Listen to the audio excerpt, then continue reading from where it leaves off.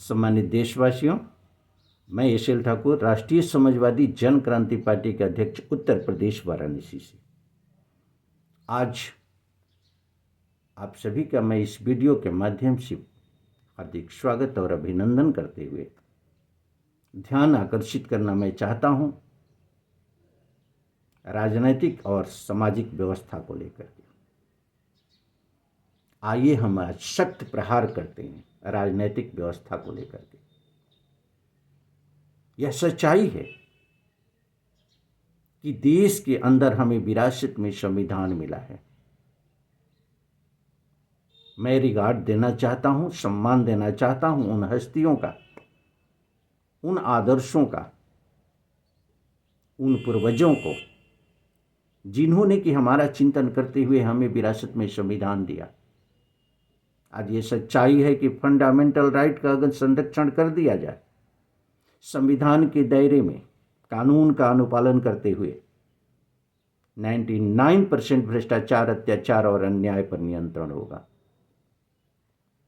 क्या शासन में बैठे हुए हमारे शासन के लोग, चाहे पीठासीन अधिकारी के रूप में हो, चाहे नेतृत्व के रूप में हो, क्या उनका ये दायित्व नहीं बनता है कि हम बात करें शैक्षणिक उत्थान की नीतियों पर कि शैक्षणिक उत्थान कैसे होगा?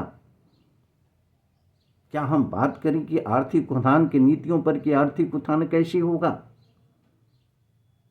हम नियंत्रण करें अन्याय पर, अत्याचार पर, भ्रष्टाचार पर? क्या यह चर्चा का विषय नहीं होना चाहिए? आज जाति और धर्म की राजनीति करने वाले इनको तथाकथित नेतृत्व करने वाले लोग कहने में कहीं कोई हिचक नहीं होनी चाहिए। आज मैं ये पूछना चाहता हूँ, कौन सा ऐसा धर्म है जिसमें कि अनजस्टिस, अन्याय नहीं होता है?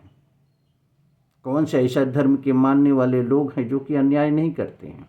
कौन सी ऐसी जाति को मानने वाले लोग हैं जिसमें कि अन्याय नहीं होता है, अत्याचार नहीं होता, भ्रष्टाचार नहीं होता है, जिसमें अशिक्षित नहीं है, बेरोजगार नहीं है, जो परेशान नहीं है?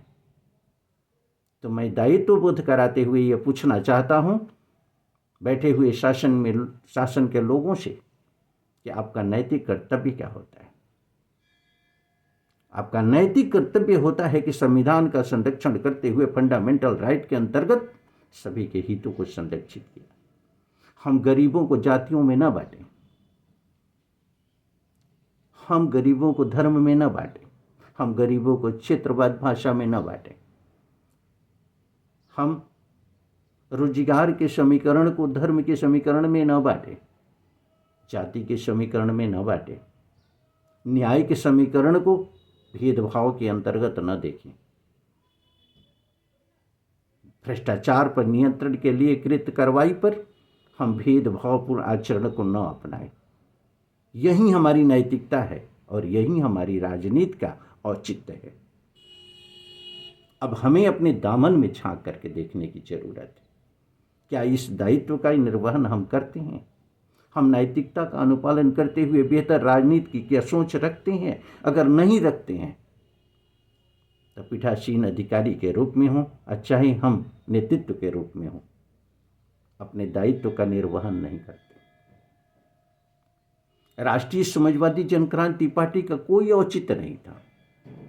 बेहतर अगर राजनीतिक प्रयास होते किसी भी राजनीतिक दल का, तो राष्ट्रीय समाजवादी जन क्रांति पार्टी के लोग आपके साथ खड़े होते।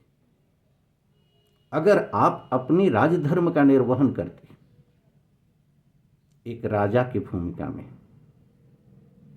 राजा का भूमिका ये सच्चाई है कि राजतंत्र डेमोक्रेसी के अंतर्गत अगर हम अपनी राजा को स्थापित करते हैं तो हमारी भावना पूरी तरह से राजा के साथ जुड़ी होती है।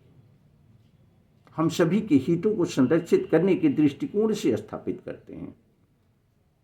हमारा कहीं से भी उस राजा को स्थापित करने का यह औचित्य नहीं होता कि वो पक्षपात पूर्ण कार्रवाई करेगा राजा। अगर ऐसा होता तो ऐसे राजा की जरूरत लोकतंत्र में नहीं है। राजधर्म का अनुपालन न करने वाला राजा हो कैसे सकता है? राजधर्म हमारा कहता है कि सारे विभेद को खत्म करते हुए हम सर्वमुनियों के संरक्षण के लिए काम करें। हम बेहतर प्रयास करें जो कि आदर्श के रूप में अनुकरणीय हो और लोग उसे अपना लें। हमें उनके ऊपर दबाव बनाने की जरूरत नहीं, उन्हें प्रेरित करने की जरूरत नहीं है। अपने कर्तव्यों से हम सिंचित करें, अपने कार्यों से उन्हें अनुभूति का एहसास करा दें कि सदैव हमें स्वीकार करने के लिए आगे बढ़कर आए। राष्ट्रीय समाजवादी जनक्रांति पार्टी की ये सोच मुझे लगता है कि कहीं न कहीं किसी रूप में प्रत्येक व्यक्ति को अपनाना चाहिए।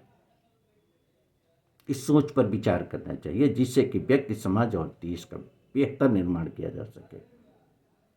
आइए हम इस पर विचार करते हैं। आज की हमारी शासन प्रणाली, आज की हमारी प्रशासन प्रणाली, हमारा संविधान और हमारा न्याय व्यवस्था कहाँ किस रूप में कार्यरत है, कैसे आपके हितों को संरक्षित करती है, पैनी नज़र रखते हैं और बारीकी से ध्यान देते हुए हम निर्णय लेते हैं। आगे के लिए हमें क्या करना चाहिए, किस रूप में करना चाहिए, बेहतर सामाजिक संरचना को लेकर के।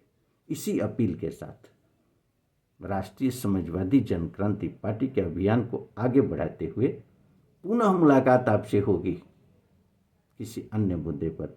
तब तक के लिए मैं आपसे इजाज़त चाहता हूँ।